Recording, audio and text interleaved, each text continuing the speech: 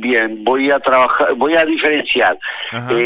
Yo soy técnico en adicciones, me dedico a la rehabilitación y trabajo en Comunidad Terapéutica Betania, que es un centro de rehabilitación que está en todo el país. Tenemos comunidades en Chacras, en Artigas, Paysandú, Juanico, una chacra para mujeres en Cerrillos y un centro de patología dual en Canelones. Amor Exigente es una organización pensada para familiares de adictos, es autónoma, independiente, y tienen un programa para tratar la codependencia familiar que se da en torno al vínculo con las personas adictas. ¿Trabajamos en conjunto? Sí, porque de alguna manera nosotros trabajamos una pata del problema y otra pata del problema la trabaja esta organización.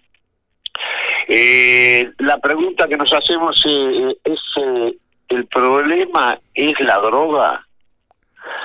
Porque muchas veces ante esta complejidad social, digo, la droga, que los que venden, que sí. Ese es un problema, no es nuestro problema. Nuestro problema es que las personas que consumen sustancias pueden pasar por distintas fases, la fase recreativa, el consumo problemático, pero hay un momento donde el vínculo con la sustancia de la persona pasa a ser adictivo.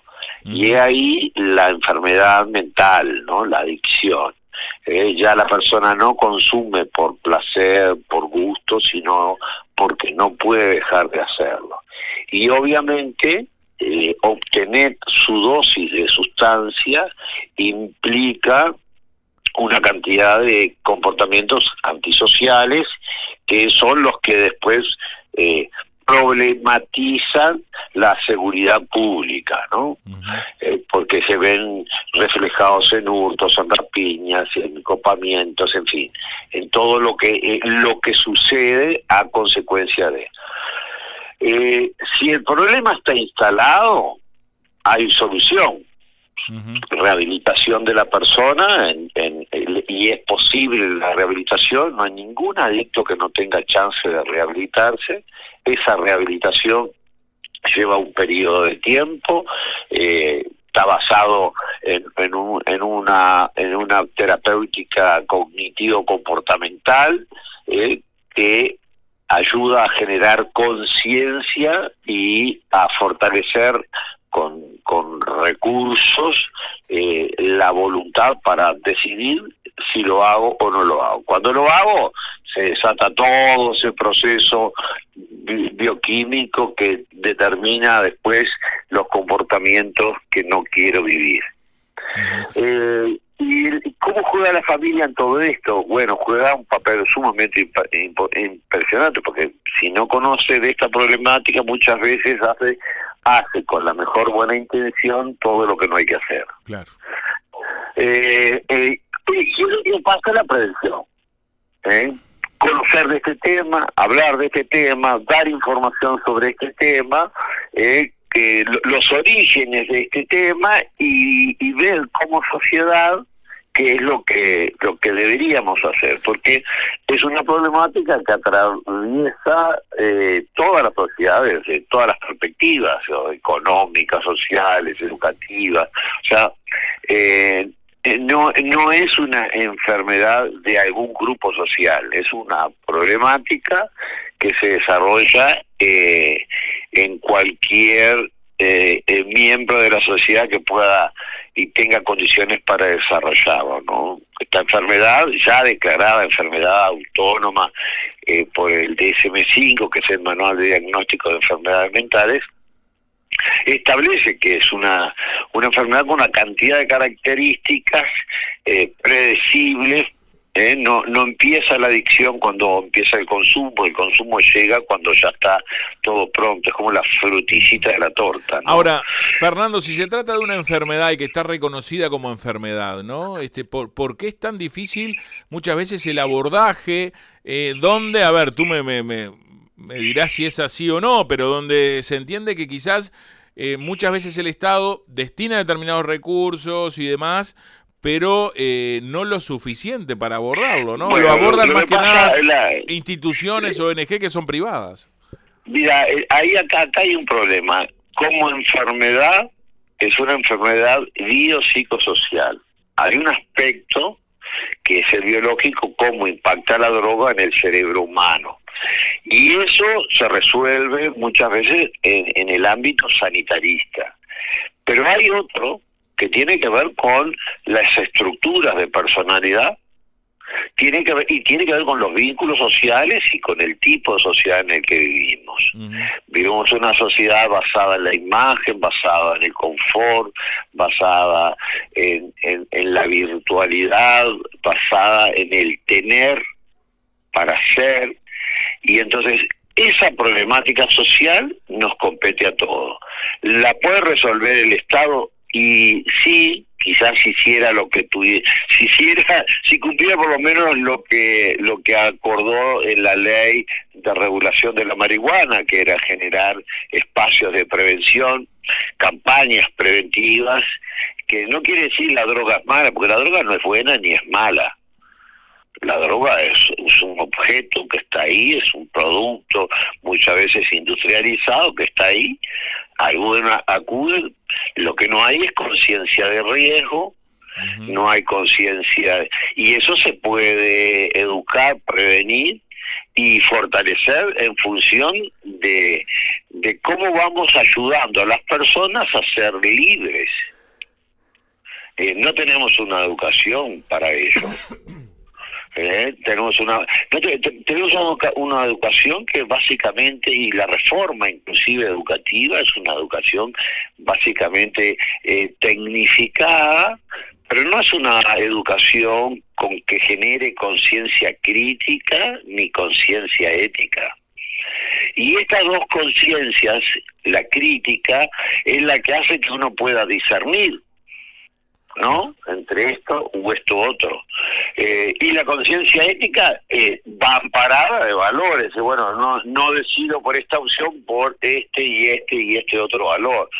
¿Imponemos valores? No hay por qué imponer valores, basta con que la gente concientice y se da cuenta que hay valores comunes que importan mucho, ¿no? La vida importa. Ahora, importa más la vida que una dosis. Bueno, ahí empieza el desajuste que hace cuando la droga entra en algunos círculos y empieza a expandirse, ¿no? La vida pasa a un segundo lugar. La vida mía y la vida del otro. El papel de la familia, Fernando. Tú decías recién el papel de la familia, sí, ¿no? Y bueno, esta organización puntualmente Amor Exigente, como bien lo explicabas, es más para la contención de la familia, donde el adicto, cuando pierde esa conciencia, también pierde la conciencia del daño que hace en el entorno, ¿no? Amor Exigente dice una cosa, a mí me resulta muy interesante. Ellos dicen, nuestros hijos no se hicieron adictos en la calle, se hicieron adictos en casa. ¿Y por qué dicen eso? Bueno, muchas veces los padres evitan que la frustración de los chiquilines, evitan que superen la frustración. El adicto suele tener una muy baja tolerancia a la frustración, tiene una creencia profunda de que los demás le tienen que resolver las cosas. Cuando no le salen, se frustra, y cuando se frustra suele tener arrebatos. Entonces hay cosas que se pueden detectar previamente, ¿no? Los dichosos déficits atencionales son sintomatología previa a que se... Entonces, si logramos restablecer los vínculos familiares desde un lugar diferente, padres e hijos no son iguales, los hijos muchas veces deciden a la par de los padres, y muchas veces los padres están al son de la trompeta de los hijos. Y muchas veces esos padres vienen inspirados por la culpa, porque o quieren dar a sus hijos todo lo que ellos no tuvieron, y muchas veces no miden el límite de lo que implica dar a sus hijos lo que ellos no tuvieron, porque en el fondo a veces construimos el mínimo esfuerzo. Claro. ¿para qué me voy a preocupar si me lo consiguen? Y obviamente en esta vida todo lo que cuesta, todo lo que vale cuesta, y si lo quiero conseguir tengo que aplicar renuncia, tengo que aplicar una cantidad de exigencias de orden personal para poder lograrlo, ¿no? Tenemos un altísimo abandono de educación en la educación secundaria, pero al mismo tiempo el inicio de consumo de marihuana comienza en la secundaria. No. Y el impacto de esta droga, o sea, en realidad la marihuana no es el tema, es el THC, que es lo que efectivamente impacta en el cerebro. Es una droga depresora, entonces es una droga que suele achanchar el cerebro. Cuando más exigencia debería tener y disciplina para su desarrollo, tenemos un elemento que el enlentece, lo baja de fondo, y tú miras la población y cada vez más la población adolescente fuma marihuana. ¿Es mala la marihuana? No. ¿Es malo el tabaco? Sí, se fuma, pero en realidad, ¿qué pasa? Que para socializar, para ser parte del grupo, tengo que hacerlo. Claro. Entonces, se complejiza socialmente, y muchas veces porque no hay conciencia, o porque hay ideas que se han instalado que son falencias. Por ejemplo, bueno, la marihuana es natural, es una planta natural, es una planta que te da muchos beneficios. Todo lo que se dice es verdad, pero son falsas premisas. ¿Por qué? Porque, primer cosa, una marihuana, si uno va a la farmacia, tenemos una marihuana que te da un índice de THC, que es lo que realmente impacta en el cerebro, y lo que se fuma, el cogollo, dichoso, te da un 8%. Pero una marihuana que se trabaja en autocultivo, y el autocultivo de la marihuana, uno puede mejorar las condiciones de la planta para hacerle dar. Actualmente el índice de THC está en el 40-50% por la cantidad de intervenciones químicas que se le hacen. Entonces, de natural ni la N tiene. Nada. Entonces, o sea que el punto acá es, pero pasa, la consideramos natural, y entonces esto. Es más, la marihuana, para mi gusto, y esto es una opinión muy personal, es de las peores drogas que tenemos en este momento, por varias cosas. No porque de las drogas adictivas es la menos adictiva. Colabora, sí, si hay un cerebro adictivo, colabora con abrir la puerta. Pero el gran problema de la marihuana es que puede impactar desarrollando otras enfermedades mentales severas. O sea, la esquizofrenia, puede los brotes psicóticos, y muchos, basta una pitada y tienen un brote psicótico, pierden control fundamental, porque por esa alta toxicidad que hace que el cerebro no pueda resistir a su consumo, ¿no? Fernando, de la charla del 29 de agosto a las 19 horas en el Instituto Español de San José, bueno, ¿quiénes pueden concurrir? ¿Qué pueden esperar de esa instancia? Mira, la charla la organiza Municipente, y yo solo voy a los lugares donde hay grupos de contención, o sea que si quienes vayan por información se pueden sentir identificados, y si se sienten identificados o identifican que el problema está en la casa, van a tener un grupo de contención al que acudir, que funciona en San José, en el Hogar Católico, cada jueves a las 19:30. Pero en la charla en sí mismo, nosotros le pusimos, el problema es el problema la droga, adicción, prevención, detección de la enfermedad, y rehabilitación, ¿no? Tratamiento y rehabilitación. Entonces vamos a transitar por toda esa ruta, sabiendo que en realidad es un problema, pero no es tan grande el problema como para que no tenga solución. Claro. Si se instaló, hay posibilidades de rehabilitación, vamos a hablar de los modelos de rehabilitación. Si es un problema, si aún no llegó, se puede prevenir, y vamos a hablar de la prevención, y vamos a hablar por sobre todas las cosas el rol que juega la familia en todo esto, ¿no? Uh-huh. Porque muchas veces hablamos o nos relacionamos desde el miedo, y en realidad nuestra familia, nuestros hijos no están más allá de la protección del núcleo familiar, ¿no? A través de las redes sociales, a través de la comunicación entre otros con otros jóvenes, están más fuera de casa que adentro.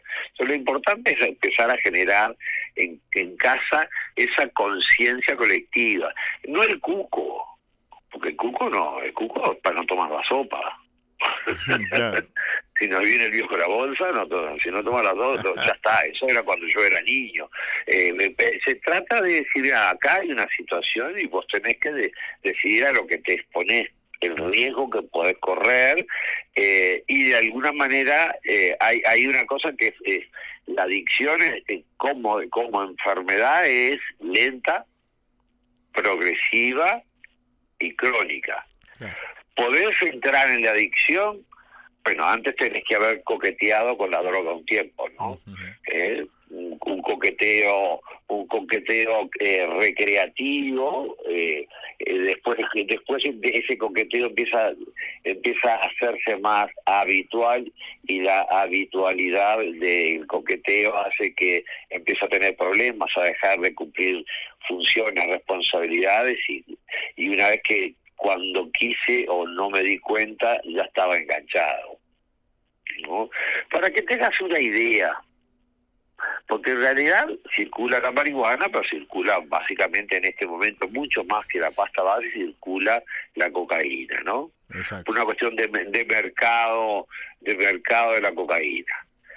Hay los proveedores latinoamericanos han tenido o tienen más bloqueo muchas veces para que transite de aquí a allá. La ruta de tráfico es tan compleja. Uruguay lamentablemente es un lugar de tránsito, no se ha podido arreglar eso. Si hay esto me fue un poquito de tema, pero si hay tráfico y hay tránsito y no nos damos cuenta, es porque hay economías que se involucran con los estados. Exacto. Y hay que ver. Entonces, ahí la solución es el seguimiento de la ruta del dinero y el lavado del dinero. Pero por otro lado, para que tengas una idea, una dosis de cocaína, uh-huh, si miráramos o evaluáramos el sistema límbico, lo que mide el placer en el cerebro humano, equivaldría una dosis de cocaína a 40 orgasmos juntos. claro. Imagina la explosión de placer que genera. Y obviamente la capacidad de un cerebro vulnerable de engancharse con la búsqueda de ese placer. Obviamente ese placer dura 3, 4, 5, 6 dosis. Después empiezan los problemas. Claro, exacto. Porque, ¿qué pasa? Una vez que ingresó la droga en el cerebro, empieza a romper todo el equilibrio funcional. O sea, nosotros tenemos una producción de dopamina, que son neurotransmisores que las emiten unas neuronas, las recepcionan otras, pero llega un momento de saturación de las neuronas receptoras que no pueden, y entonces esa dopamina queda flotando en la zona, ¿no? Y eso hace que el equilibrio biológico, bioquímico del cerebro empiece a trastornar y a generar, bueno, todas las consecuencias de las que hablábamos anteriormente. Fernando, muchas gracias, muy ilustrativo, y bueno, reiterar la invitación para la reunión. Pero porque mira, esta es una cosa también importante, ¿no? Es política pública ciudadana. Uh-huh. Yo creo que en la medida de que nos sentamos ya un grupo de personas a hablar de estos temas empezamos a abrir puertas. O sea, el Estado tiene que hacer un combate al narcotráfico, que es otra cosa. Claro. Pero la problemática de la adicción instalada en la sociedad, esa la tenemos que empezar a resolver entre todos. Y lo primero que hay que hacer es hablar. Lo segundo, perderle el miedo. Y lo tercero, empezar a poner reglas de funcionamiento, empezar a recurrir a una disciplina que nos permita de alguna manera una convivencia en paz,